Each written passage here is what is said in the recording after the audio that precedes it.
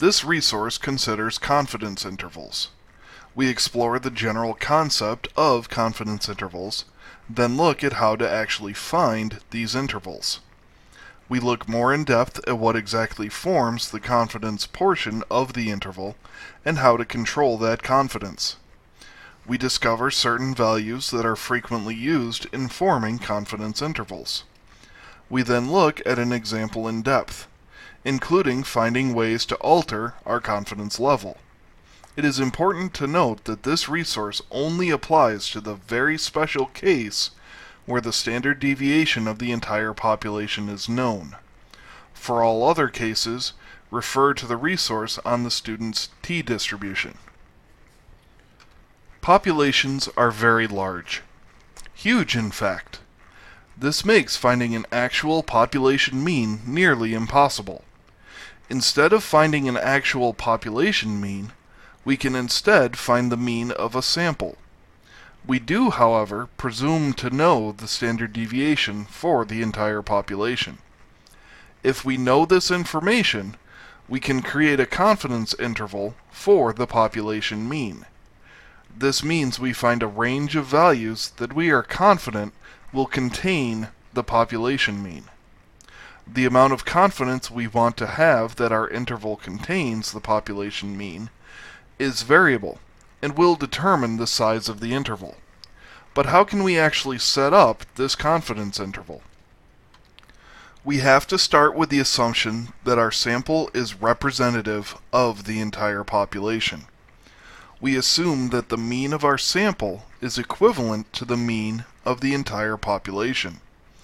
However, we want to be more confident that we have actually found the population mean, so we give ourselves a buffer to protect against error. A confidence interval is created when we start with the sample mean, then add and subtract a z-score specified by our desired level of confidence, multiplied by the population standard deviation, scaled by the square root of our sample size.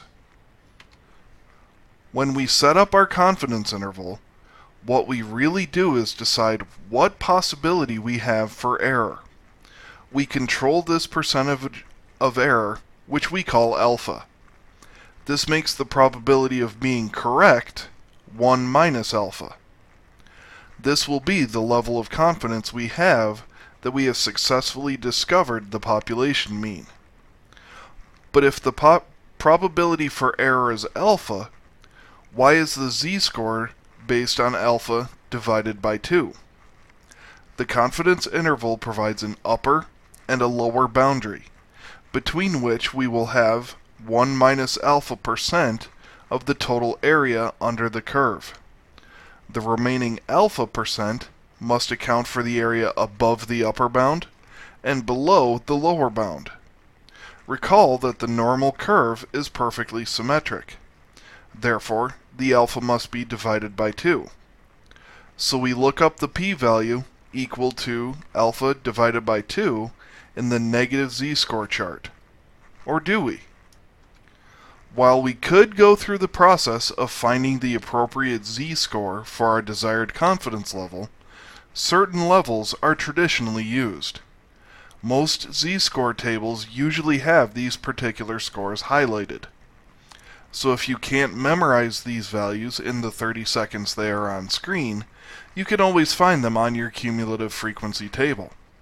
If we want 95% confidence, our z-score is 1.645. For 95% confidence, the z-score is 1.96. We get 99% confidence from a z-score of 2.575. Let's look at an example, shall we? Suppose we know that the standard deviation for the weight of 10-week-old kittens is 4 ounces. We want to find the average weight for the population of all 10-week-old kittens. We consider a sample of 10 kittens and find their weights to be 22, 27, 25, 20, 21, 31, 18, 22, 24, and 26 ounces. we want to build a 95% confidence interval for the average weight for the entire population of 10-week-old kittens. To find a confidence interval for the population mean mu, we will have the sample mean x bar plus or minus the z-score for alpha divided by 2 multiplied by the standard deviation divided by the square root of the sample size n. First, we find the population mean by adding the values, then dividing by the sample size of 10. When we do, we find our sample mean is 23.6. Since we want a 95% confidence interval, our z-score is 1.96. Now we can plug all our values into the formula. We rewrite this as a compound inequality. Performing the calculations, we have 21.12 is less than or equal to mu is less than or equal to 26.08. We are 95% confident that the actual population mean for the weights of all 10-week-old kittens is somewhere between those two values.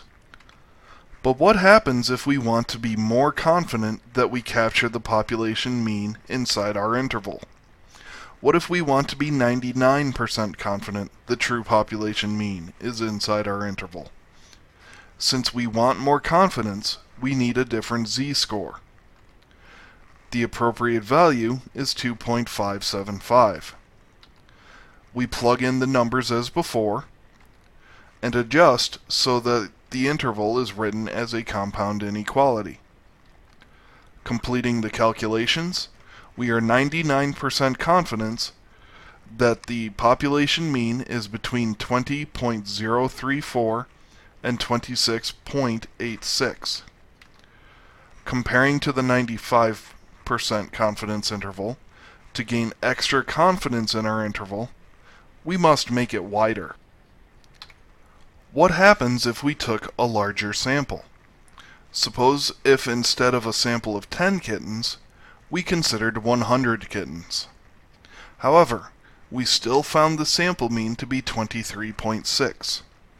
What would a 95% confidence interval look like given this situation? Our confidence interval will be 23.6 plus or minus 1.96 multiplied by 4 divided by the square root of 100. Readjust the interval so it is written as a compound inequality. Perform the calculations. We can be 95% confident that the average weight for the population of 10-week-old kittens is something between 22.82 and 24.38. Comparing to our earlier results, a larger sample size results in a narrower interval with equivalent confidence.